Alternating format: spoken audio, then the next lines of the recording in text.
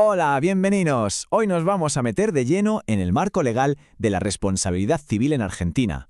Vamos a desgranar cómo algo que empieza como una simple promesa rota puede acabar convirtiéndose en un asunto legal con consecuencias bastante serias.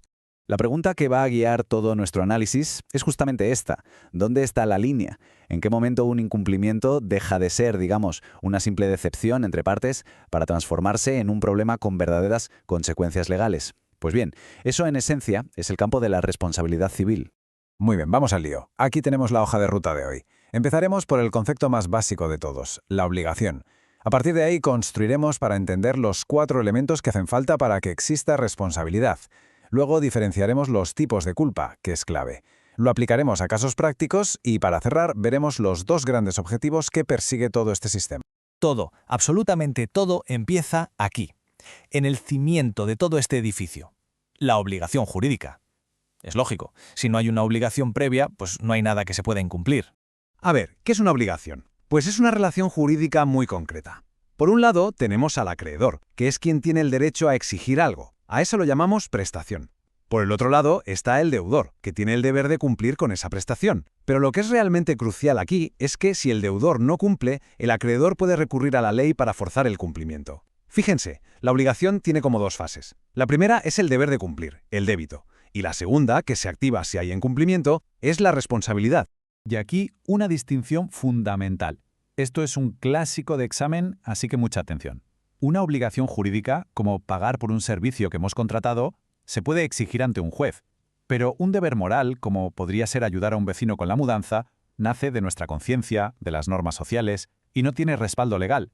La ley no puede obligar a nadie a ser un buen vecino. Vale, pasemos a ver cómo se construye la responsabilidad. Ya tenemos claro qué es una obligación, pero ¿qué pasa exactamente cuando esa obligación se rompe y además ese incumplimiento le causa un daño a alguien? Antes de meternos en los detalles técnicos, es súper importante entender esta doble misión que tiene el sistema. Por un lado, una función preventiva, que lo que busca es evitar que los daños lleguen a producirse, y por otro, una función resarcitoria, que entra en juego para reparar el daño una vez que, lamentablemente, ya ha ocurrido. Para que un juez pueda obligar a alguien a pagar una indemnización, se tienen que dar sí o sí estos 4 requisitos. Es como una receta de cocina. Si falta un solo ingrediente, no hay responsabilidad resarcitoria. Necesitamos, primero, un acto contrario a derecho, la antijuridicidad. Segundo, un daño cierto, real. Tercero, un factor de atribución, es decir, una razón para culpar a alguien. Y cuarto, un nexo causal, o sea, una conexión directa entre el acto y el daño sufrido. Ahora vamos a hacer zoom en el tercer elemento, el factor de atribución. Este es el corazón del asunto, porque nos explica el por qué. ¿Por qué una persona debe responder por un daño que ha causado? La ley básicamente asigna la responsabilidad de 2 maneras que son radicalmente distintas. La subjetiva se fija en la conducta de la persona. ¿Actuó con negligencia, es decir, sin el cuidado que debería haber tenido? O peor, con dolo, o sea, con la intención directa de hacer daño. En cambio, la objetiva se olvida de la culpa de la persona. El foco se pone en el riesgo que crea una actividad o el uso de una cosa peligrosa. La diferencia en la práctica es brutal. En la responsabilidad subjetiva, pensemos en un error médico, el debate se centra en la culpa. La defensa del médico será intentar probar que actuó con la diligencia debida. En la objetiva, como el daño que causa un producto defectuoso, el foco está en el riesgo que se creó. Aquí, de nada le sirve al fabricante decir que fue muy diligente.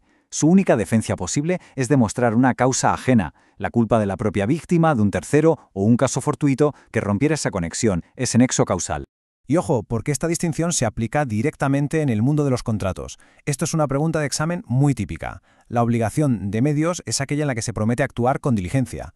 Por ejemplo, un abogado promete usar todo su conocimiento para defender a un cliente, pero no puede garantizar que va a ganar el juicio. Aquí la responsabilidad es subjetiva. En cambio, en la obligación de resultado se promete un fin concreto. Un constructor promete entregar una casa terminada. Si la casa no se entrega, hay incumplimiento y la responsabilidad es objetiva, sin más. Bueno, dejemos un poco la teoría y vamos a ver cómo todos estos principios aterrizan en escenarios del día a día, situaciones muy relevantes para cualquier profesional que trabaje en una empresa o en el ámbito contable. Primer caso práctico, un clásico en el mundo de la empresa. Un empleado, durante su jornada laboral, comete un error, y ese error causa un perjuicio a un tercero, a un cliente, a un proveedor, a quien sea. En este caso, la ley es tajante. El empleador, que legalmente se llama principal, responde de forma objetiva. Da absolutamente igual si el empresario fue extremadamente cuidadoso al seleccionar y supervisar a su empleado. El simple hecho de beneficiarse de su trabajo le hace responsable del riesgo que esto genera. La única condición es que el daño ocurra en ejercicio con ocasión de sus funciones. Vamos con el segundo escenario, también muy común. Un accidente de tráfico en el que se ve involucrado un vehículo de la empresa, da igual si lo conduce un empleado o no. Este es el ejemplo de manual de responsabilidad objetiva por el riesgo de la cosa. La ley considera que un coche es una cosa riesgosa por naturaleza y por tanto presume que su dueño es responsable. A la víctima le basta con demostrar que el vehículo participó en el accidente que le causó el daño.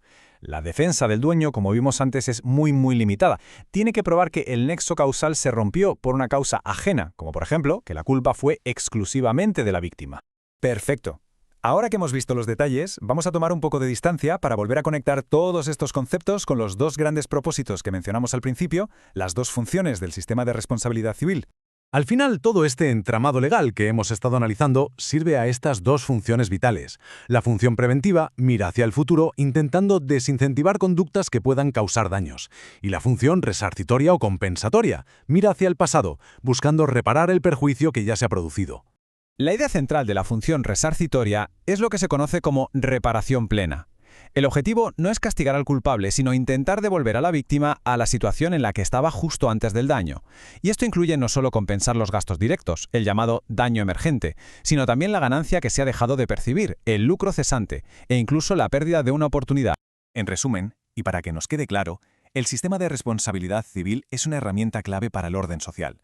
Lo que busca es equilibrar los intereses que están en juego, reparar las injusticias que se producen cuando alguien sufre un daño y, sobre todo, incentivar que todos actuemos de forma prudente y cuidadosa en nuestras interacciones, tanto sociales como económicas.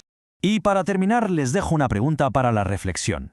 Ahora que las reglas del juego están más claras, ¿cómo cambia esto la forma de ver los riesgos del día a día en una empresa o en la vida profesional? La respuesta, se lo aseguro, es fundamental para una gestión verdaderamente responsable.